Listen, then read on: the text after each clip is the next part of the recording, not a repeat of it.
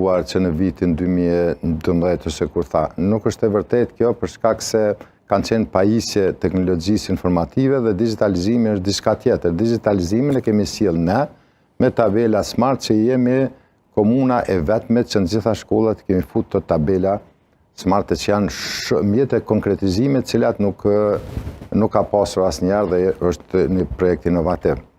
Për laptopët i kanë arsimtarët, zakonisht kur ka mungesë ne jemi veç gati në furnizim të përgjithshme. Që kanë rru. Ja, kanë rru, kanë marrë edhe vitin e kaluar, her pas here secilit që ka pas nevojë i kanë marrë.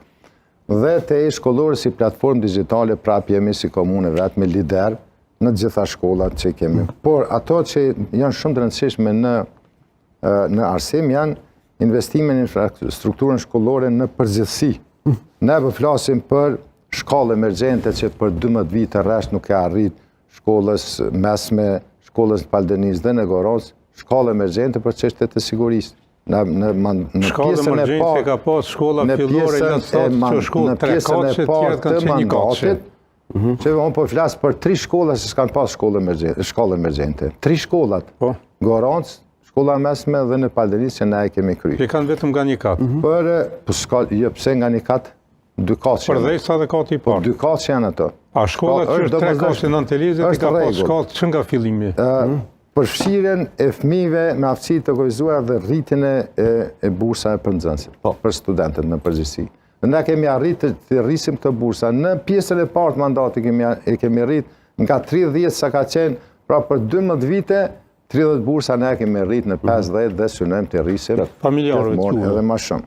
Familjarëve. Po tash familjarëve të me apo të to, ne kemi rritë bursa për studentët të cilët i kanë marrë atë bursa sipas kriterëve të përcaktuara dhe sipas drejtimeve deficitare që kemi në Antelezit. Nëse ka shkelje, janë institucionet që merren me këtë punë, trajnime dhe zhvillim profesional për mësimdhënësit dhe shumë e rëndësishme ndërtimi një shkolle në lagjën e re ku përfshihet edhe qerdhja dhe një fushë sporti me cilën besoj që në mandatin tjetër të kryet. Te shëndetësia, modernizimi qendrës kryesore të mjekësisë familjare në planin zhvillimor komunal bashkë me hartat zonale kur të kompletohet si dokument shumë i rëndësishëm strategjik, ne kemi parapar një qendër të kryesore familjare që të jetë të ish parcela ose të ish pjesa ku ka qenë ish ushtria jugoslave dhe formimin një ekipi për kujdesin paliativ,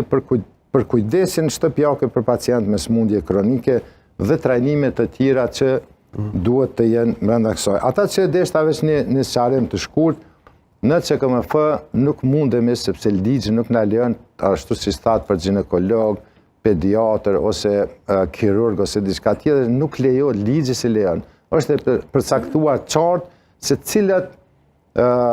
cilët mjek mund të punojnë aty ose cilat fushat të mjekësisë mund të mbulohen në qendrën e mjekësisë kryesore familjare, po jo ginekolog ose këtë, se nuk të lejon ligji. Ligji nuk të pengon. Pjesa tjetër e shëndetësisë kur ti kushte mundesh mi bë krejt, kur si kushte është CKMF mjekësi familjare. Ka qenë e mbyllur dhe ajo që është shumë e keqe që s'deshta prapë me përmend që për 12 vite rresht grumbullimi i barna të skaduara, ma fat të skaduar. 2012-2021, në vitin 2022 ne kemi filluar të eliminojmë. Të ka qenë shkelje drastike ligjore që ti pe përmend atish drejtorin që ka qenë CKMF-s që në fakt nuk e kanë larguar. Që ka barnatorën i ka lënë ato në depo. Që nuk e kanë larguar, i ka kaluar mandati ati, ai ka qenë vetëm drejtor, nuk ka s'kan larguar mjek nga ty, por i ka kaluar, i ka kaluar. Po, vetëm kërërisë me atë të letrën për shkak të mikrofonit, po se prek mikrofonit. M'fal.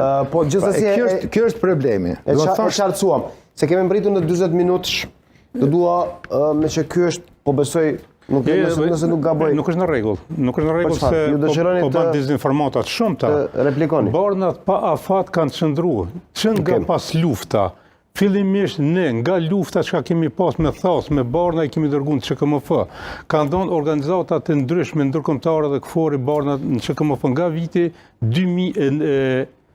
do të nga viti 1999, të gjitha ata që kanë mbetë në depo, ka qenë për shkak se nuk ka pas farmacist, do të thonë SHKMF e pikërisht militanti i tij ose drejtorin që e ka caktuar, infermierin e ka bërë drejtor, ka qenë farmacist, që ka pas barnatorin e vetë në gjitës me SHKMF-n dhe barnat që kanë qenë në ambulant. Asnjëherë nuk ja kanë dhënë pacientëve ose i kanë fshej vetëm e vetëm për me punu barnatorin e vetë. Aty është problem pse tu ka ngrumbullu atë stoçe. Çfarë lidhje ka për shembull çfarë lidhje ka farmacisti kur krye infermieria të dihet që kush është apo a mos ja përmendet tash se po më keq. Farmacisti tash nëse krye infermieria i dashur me menaxhu bashkë me drejtorin që po thotë ti kemi largu. Dhe këto bana hiç s'ka rëndësi se kur janë mbledh. Të janë nga viti 2012 të grumbulluara dhe në vitin 2022. Ti tu arruçi kryetari nga 2009 që po menon 2012 po mendon vetë 2012 për përmendje. Dhe më e keqja është që janë largu ose janë vendosur nga SHKMF-ja që është prapë shkel ligjor që s'mund të dalë.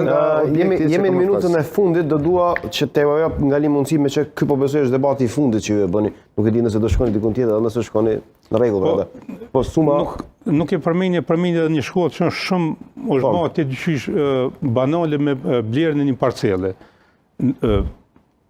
Vazhdimisht kanë dalë në Perëndim, vazhdimisht në Hantelezit, vazhdimisht në Maqëllin, të mbledh mjete financiare kinse për me blerë një parcelë për shkollë. Dhe që 4 vite e inde asnjë informat nuk e kanë dhënë. A është kjo pyetja juaj, çka ka ndodhur me ato? Po do të apëdra se është edhe pyetje, po asnjëherë nuk u përgjigj.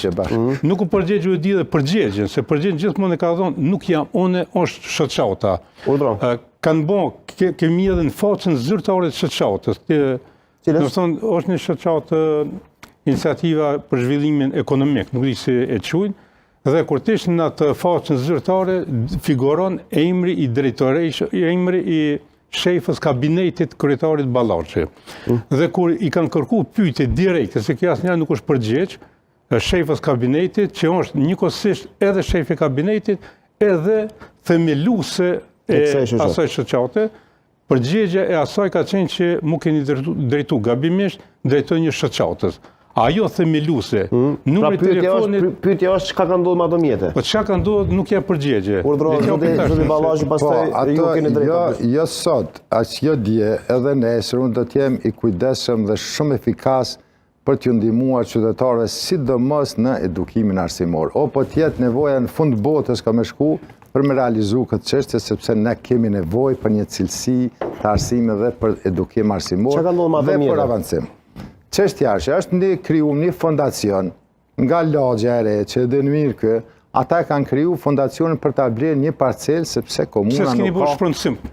komuna nuk ka parcela të veta për të ndërtuar një shkollë. Pra kanë marrë iniciativën, unë i kam mbështetur dhe do të mbështes maksimalisht dhe natyrisht që po tash am ke për cilë aktiviteta. Po që e konë Gjermani, Francën, Belgjike, çdo javë se ma thot një ditë Spanjë ke shku bile. Ma thot një ditë çdo javë ke shku atje, çdo javë 52 javë ka vite, vetëm një vit, llogaritë 4 vite çdo javë, sa vjet i bën me shku jashtë. Po mos bana i gare zoti Suma. Ne do ta mbështesim këta, por nëse do të marr informacionin drejtori fondacionit me një kërkesë nëse ata janë. Unë nuk monitoroj organizatat që s'keni asnjë lidhje me ta. Po nuk monitoroj, edhe nuk kam të drejtë të jap informacione për një organizatë. Ballaçi pyetje për sumën, keni drejt ju edhe pastaj e mbyllim. Po vetë pse kanë mbetur kaq shumë punë të pakryera kur keni pas mjaftueshëm kohë për 3 mandate, pse duhet patjetër edhe një mandat që ashtu siç po dëgjohet që ju doni të vini në krye të komunës për hakmarrjet atyre, cilët mendoni se ju kanë tradhtuar në vitin 2000.